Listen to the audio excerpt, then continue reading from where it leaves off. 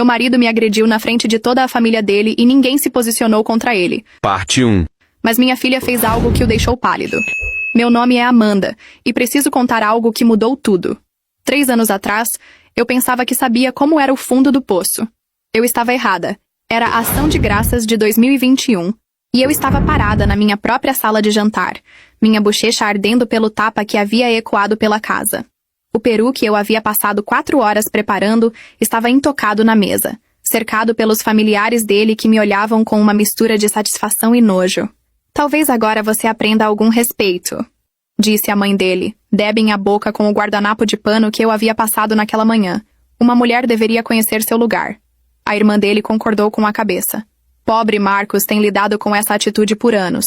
Nós temos dito a ele que é paciente demais com você.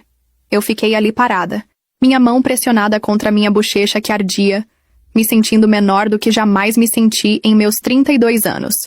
Marcos se erguia sobre mim, seu corpo de 1,80 m, projetando uma sombra sobre a mesa de mogno que a mãe dele insistiu que comprássemos com dinheiro que não tínhamos. A mesma mesa onde eu servi inúmeras refeições para pessoas que me tratavam como empregada doméstica. Sente-se e coma, ele comandou, sua voz ainda carregando o tom agressivo que precedeu a violência. E talvez pense sobre o que você fez para merecer isso. O que eu havia feito? Pedi ao tio dele para não fumar charutos em casa porque Lucy tinha asma. Só isso. Esse foi meu crime digno de humilhação pública. Olhei ao redor da mesa para essas pessoas que eu tentei tanto agradar por 7 anos. O pai dele, um vendedor de seguros que agia como se comandasse Wall Street. A mãe dele, que nunca trabalhou um dia, mas criticava cada tentativa minha de contribuir para nossa casa. A irmã Mônica, que se divorciou 2 vezes, mas se sentia qualificada para dar conselhos matrimoniais. O tio Pete, cuja fumaça de charuto era aparentemente mais importante que a capacidade da minha filha de respirar. Todos eles estavam me observando, esperando para ver se eu desmoronaria completamente. Eu podia sentir sua expectativa, sua fome pela minha rendição total. Então ouvi uma voz pequena e calma da porta da cozinha. Papai, você não deveria ter feito isso. Lucy estava ali, com seus 23 quilos, segurando seu tablet nas mãos pequenas. Ela parecia tão pequena em seu vestido roxo, aquele que eu comprei especialmente para hoje, esperando que este Ação de Graças fosse diferente. Marcos se virou para sua filha, seu rosto ainda vermelho de raiva. Vá para seu quarto, Lucy. Adultos estão conversando, mas Lucy não se moveu. Ela olhou diretamente para seu pai com aqueles olhos escuros que eram exatamente iguais aos meus, e falou com uma compostura que impressionaria negociadores experientes. Eu gravei tudo, papai. A agressão e o que todos disseram depois. Eu já enviei para o vovô Jim. O silêncio que se seguiu foi ensurdecedor. O rosto de Marcos foi de vermelho para branco em segundos. O garfo da mãe dele bateu contra o prato. O que você acabou de dizer? Mônica sussurrou. Lucy levantou seu tablet. E eu pude ver que o aplicativo de gravação ainda estava rodando. Eu tenho gravado vocês por semanas, papai. O vovô Jim me ensinou como. Ele disse que se alguém machucasse a mamãe, eu deveria ter certeza de que houvesse prova. Marcos se lançou em direção a Lucy, mas ela recuou rapidamente. Eu já carreguei tudo na nuvem. Papai, o vovô Jim tem cópias agora. Ele provavelmente já está a caminho. Assisti minha filha de 9 anos, essa pessoa pequena que eu tentava desesperadamente proteger, e percebi que ela estava me protegendo. Enquanto eu sofria em silêncio, ela estava construindo um caso. O tio Pete se levantou abruptamente. Nós deveríamos ir. Ninguém vai a lugar nenhum até resolvermos isso. Marcos rosnou, mas sua voz estava tremendo agora. Lucy olhou para seu pai com uma pena que parecia madura demais para sua idade. O vovô Jim diz que homens que batem em mulheres são covardes, papai. Ele vai querer ter uma conversa com você. Deixe-me levá-la de volta 3 horas antes daquele momento, para mostrar como chegamos lá. Eram 2 da tarde, e eu estava na minha cozinha, metodicamente regando o peru de 8 quilos que alimentaria as pessoas que me desprezavam. Minhas mãos tremiam ligeiramente, não por nervosismo sobre a refeição, mas pelo ataque verbal que suportei desde o amanhecer. O recheio está com cheiro de queimado. Marcos havia anunciado de sua poltrona reclinável, embora eu soubesse que não estava. Eu fazia essa mesma receita há 7 anos, aperfeiçoando-a a cada vez, esperando que algum dia me rendesse um único elogio. Vou verificar novamente, respondi, mantendo minha voz controlada. A experiência me ensinou que qualquer sinal de defensiva desencadearia uma escalada.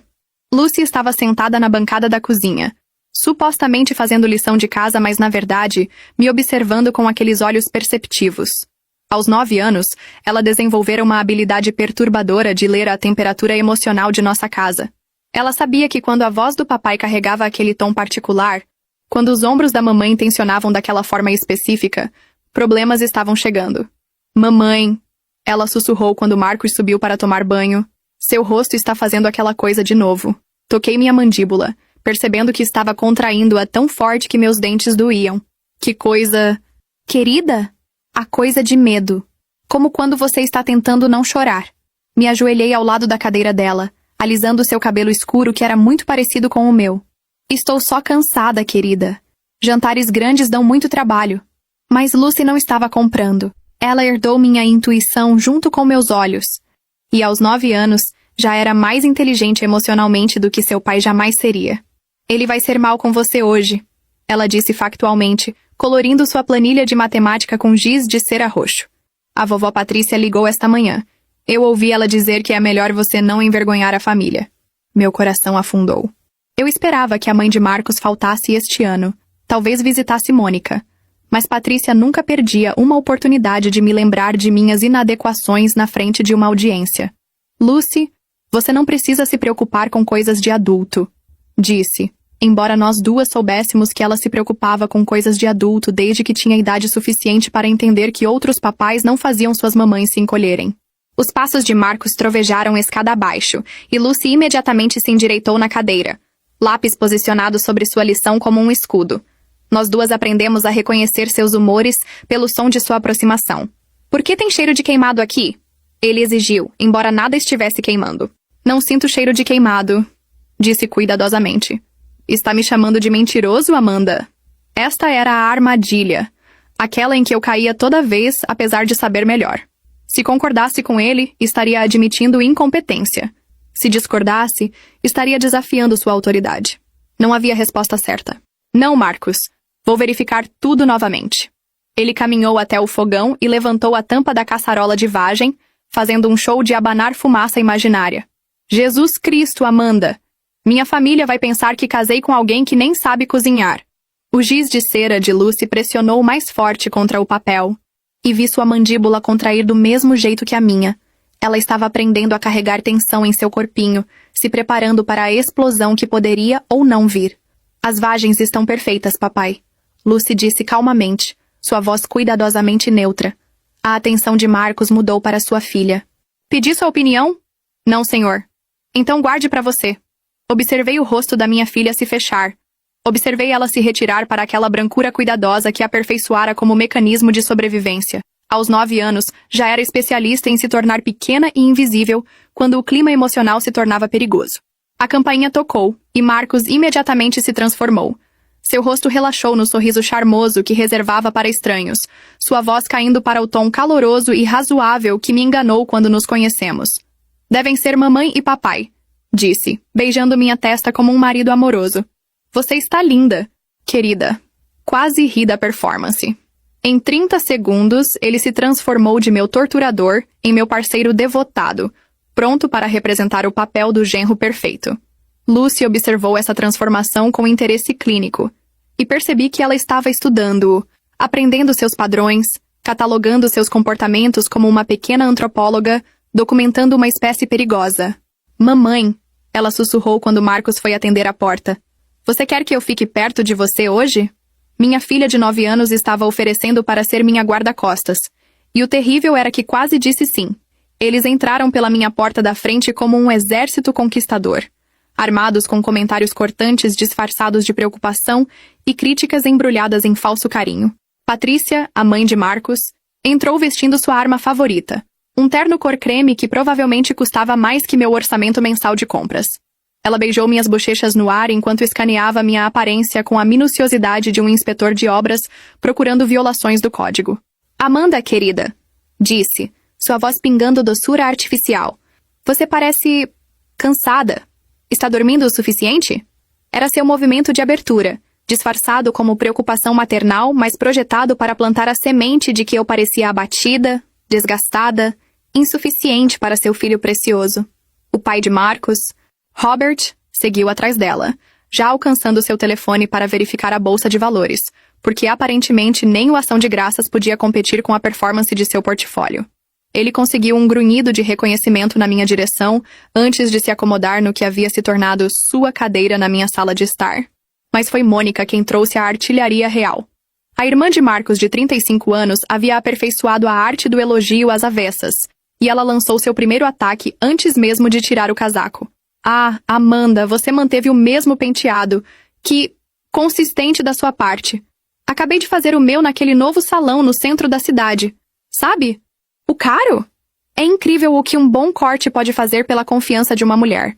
Lucy apareceu ao meu lado, pressionando contra minhas pernas como se tentasse me proteger com seu corpo pequeno. Mônica notou e sorriu do jeito que pessoas sorriem quando veem algo patético tentando ser corajoso. E aqui está a nossa pequena Lucy. Meu Deus, criança, você ficou com uma aparência tão séria. Está comendo o suficiente? Parece magra. Em 5 minutos, Mônica havia criticado minha maternidade ao implicar que eu não estava alimentando minha filha adequadamente. Foi magistral em sua eficiência.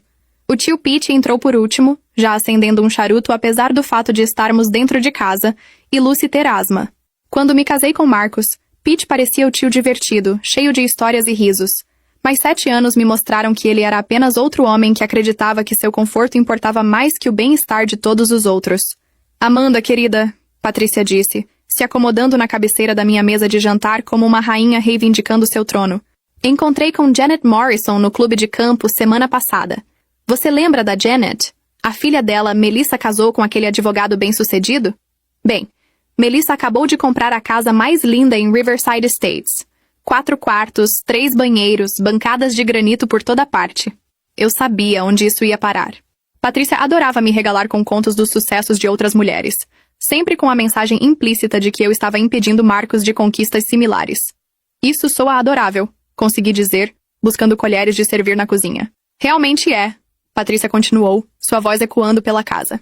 Claro, Melissa tem uma cabeça para negócios. Ela tem ajudado a prática do marido, sabe? Realmente apoiando a carreira dele ao invés de... Ela gesticulou vagamente ao redor da minha casa modesta. Bem, ao invés do que quer que isso seja suposto... Curta, comente, siga e compartilhe o perfil para a próxima parte.